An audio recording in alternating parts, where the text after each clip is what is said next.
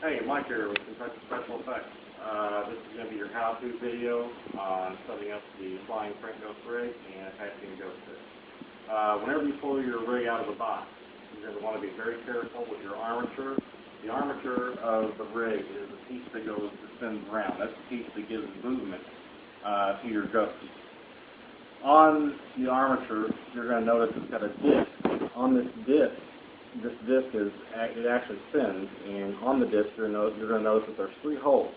These 3 holes correspond with the arm, the head, and the hand. You'll also notice on the actual rig frame that there's 3 eyelets.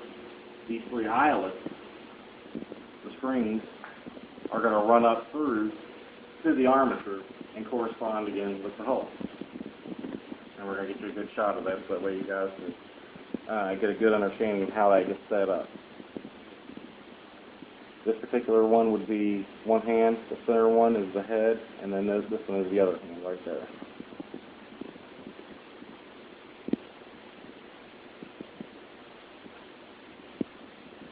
Okay. Whenever you're hanging the rig, you need to notice that on top of the rig, what is the top of the rig, has got 3 large hooks that come off of it.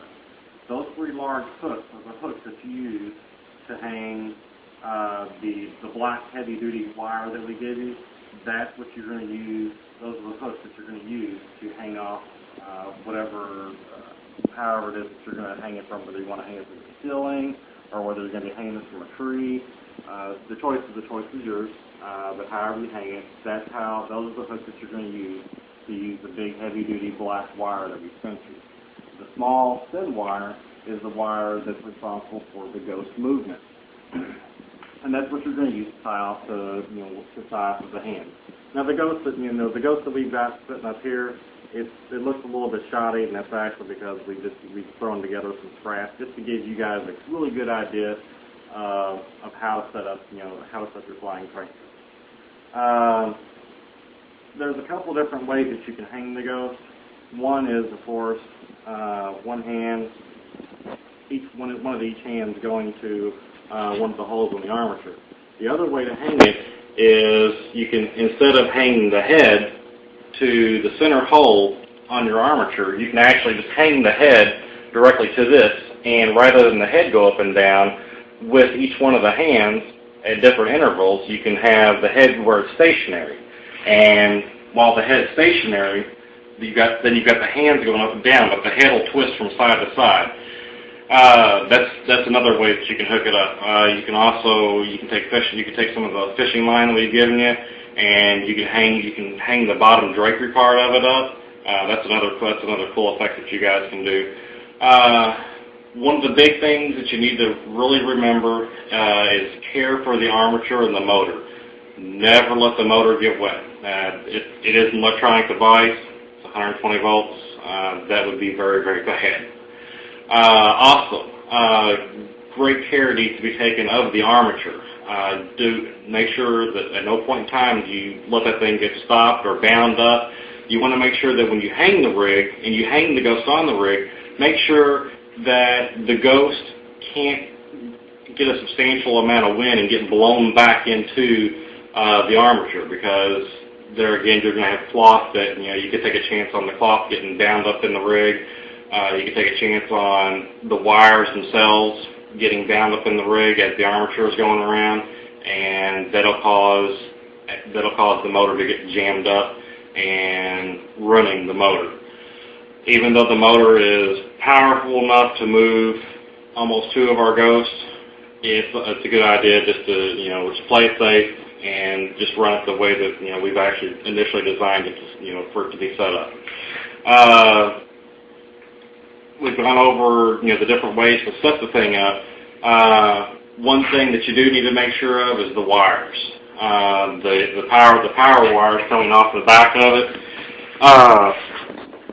Make sure that there's no way that the power cord can get pulled into the path of the armature spinning around.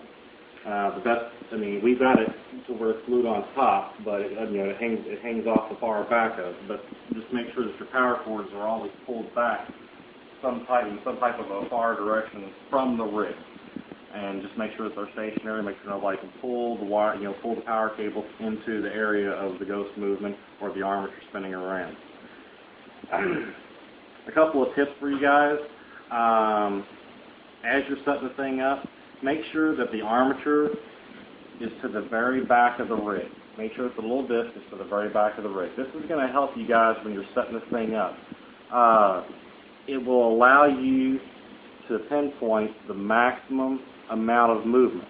As long as this armature is to the very back, it's going to pull the maximum amount of wire that it's ever going to pull in its entire motion.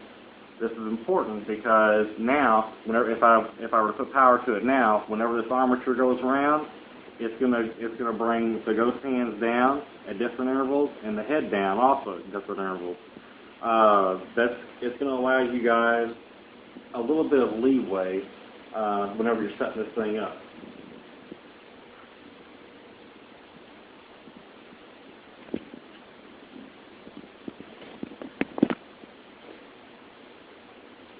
One last thing I want to go over before we turn you loose is the position of the eyelet. Make sure that the eyelets are facing at a diagonal, just a little bit inward, facing kind of towards the armature, just the basic general direction of the armature. Sometimes these things are twisted to where they're actually straight.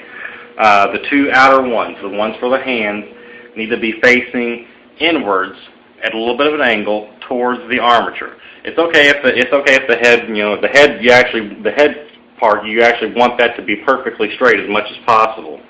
But just make sure that the outer ones are facing somewhat of an angled direction in towards it. A couple more tips for you guys. Fog machines. Fog machines can set this. It sets the perfect background for a flying crank ghost. It totally blankets the ground. The bigger the fog machine, of course, the better. And also fans. If you're going to be displaying this in an area where there's not a lot of wind, fans make a huge difference. It actually gives more light to the prop. Another thing is placement of the black light. If you place the black light somewhere above the ghost, you'll find that it does a good job of casting shadows in the face and the eyes. To be safe with the black lights, don't put the black lights on the ground, and if you do put them on the ground, make sure they've got some type of coverage. Make sure they're out of the way of kids, because kids are notorious for stepping on black lights. We get that all the time. And if you guys have any questions, just give us a call. We're here. And thanks for choosing Kentucky Special Effects.